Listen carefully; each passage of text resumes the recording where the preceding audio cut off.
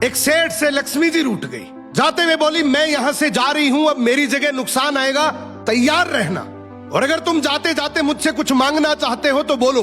सेठ बहुत समझदार था, बड़ी विनम्रता से बोला, माता नुकसान आ रहा है तो आने दीजिए, बस मुझे आप एक वरदान दीजिए कि मेरे परिवार में हमेशा सुख शांति बनी रहे। लक्ष्मी जी मुस्कुराई, तथास्तु कहा और वहां से चली गई। अब उस सेठ की 4 बहुएं थी।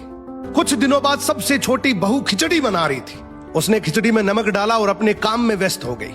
तभी दूसरी बहू आई और उसने खिचड़ी को बिना चखे ही और नमक डाल दिया और वो भी अपने काम में व्यस्त हो गई। ऐसे एक एक करते तीसरी और चौथी बाकी की 2 बहुएं भी आई, उन्होंने भी खिचड़ी को बिना चखे ही उसमें नमक डाल दिया। अब रात को सबसे पहले सेठ खाना खाने बैठा।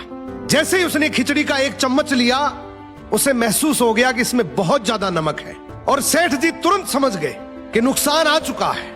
किसी से कुछ नहीं कहा, चुपचाप खिचड़ी खाई और चला गया। अब सेठ के बाद खाना खाने की बारी आई सबसे बड़े बेटे की। बेटे ने खिचड़ी का 1 निवाला लिया।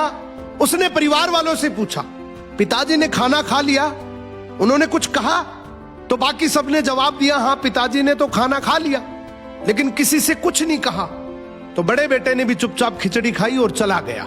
ऐसे ही करके परिवार के बाकी सारे सदस्य एक एक करके आए, अपने से पहले वालों के बारे में पूछा, कुछ नहीं कहा, चुपचाप खिचड़ी खाई और चले गए। अब रात को सेठ जी सो रहे थे, सपने में नुकसान आया और हाथ जोड़कर बोला, भाई मैं यहां से जा रहा हूं, मैं यहां नहीं रह सकता। तो सेठ जी ने पूछा, क्यों, क्या हो गया? नुकसान बोला, तुम सबने मिलकर 1 किलो नमक खा लिया, पर मजाल है कोई किसी पर नहीं चिल्लाया, किसी ने गुस्सा नहीं किया, सब शांत रहे।